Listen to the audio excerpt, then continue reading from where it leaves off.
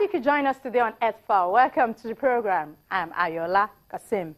The disappearing beaches in Lekki here in Lagos indicates a long-standing problem of coastline neglect in Nigeria.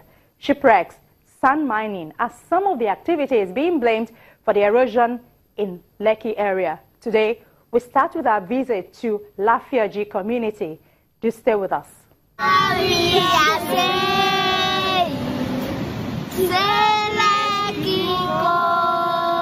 Out of the mouths of babes comes the cry for help. To an onlooker, the song may be a display for the cameras, but in fact, their community is in need of help.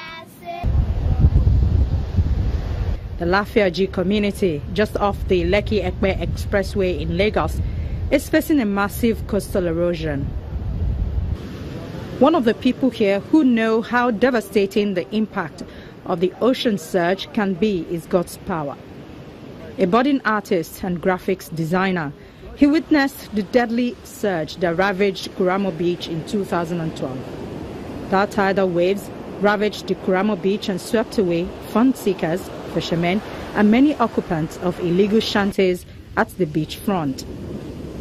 The natural disaster led to the loss of property worth millions of naira and several properties put at risk. More than 10 people lost their lives, and God's Power lost 2 of his colleagues then.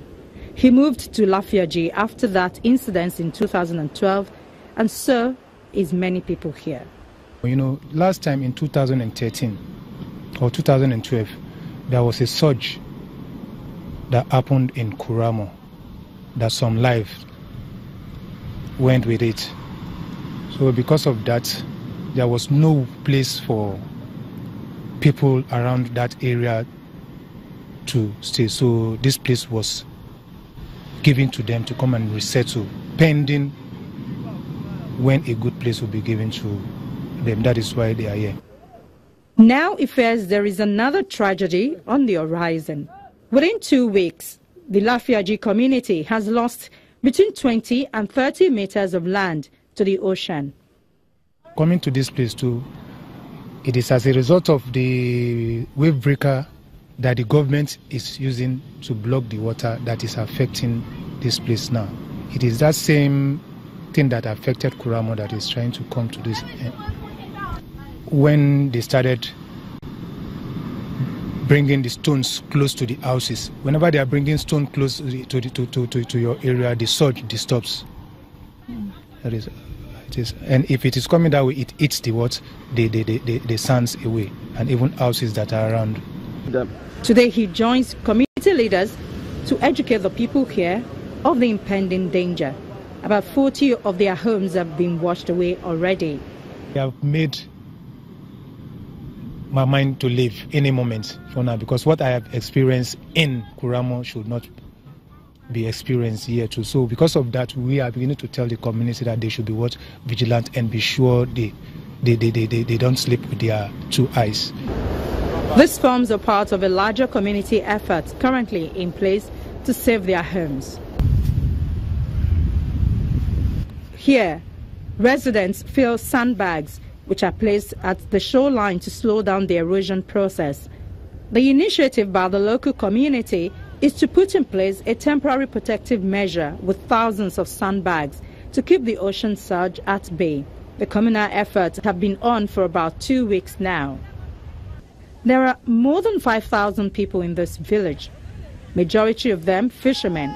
Only a few, like God's Power, have alternative sources of income. These groups are staying in this community because, according to them, transportation and cost of living in Lagos is unaffordable, and now they face so much danger with their continuous stay here. But majority of them have nowhere to go, so they are turning to the government to come to their aid. Fear is for the water not to come and overtake the whole village. So we want quick intervention from the government, so that lives will not be taken as that of Kuramo. Make them come carry the stone, come for this place, come and do this place. And this way, at that time, no light for this place again, no water, no school. Because outside the way they go for school, then they go for Igwe. From this place to Igwe, Before they reach that place, they go late. No any accommodation way them give them for this place. With the plea comes trepidation, a fear that they may be displaced permanently without a place to call home, either by the government or the ocean. They're hoping the government this time will do the needful to save their homes and their livelihoods. Their hopes have also been renewed after 2 NGOs in Lekki and Ajah Access joined their efforts to save the coastline. On Saturday, the 30th of April, both the Lekki Urban Forest and Animal Sanctuary Initiative as well as the Nigerian Conservation Foundation held a rally to warn the government of the danger currently brewing in Lafiaji. This foundation, through its president, have called the government's attention to the urgent need to save the Lekki coast. And as more groins are being put, that is the stone pile that we see there, because of the current that goes west-east, but it continues to erode. After the intervention, we find out that it continues to erode. While we were there on Saturday, we saw a picture of somebody who was standing almost 10 meters, if not more, into what we now call the ocean. And it's very obvious that it's been eroded, and it will continue that way. Why we are concerned is that it's going to erode to the lower part of the land, and when that happens, then we are having ocean coming in. So it's an urgent thing. We are lucky that it's still on the high side, but what if it erodes to the place that it becomes level? Then you have the ocean running in, and we have a lot of ocean surge these days, and complicated with climate change, the rise in sea level. So we have a lot of seawater running into inland, and it's going to be a major problem for us. Wonderful beach. For Desmond Majakodomi, the chairman of the Lufasi Park, the effort to save the Lekki coastline is somewhat personal. For many years, he organized beach parties and concerts in Lekki.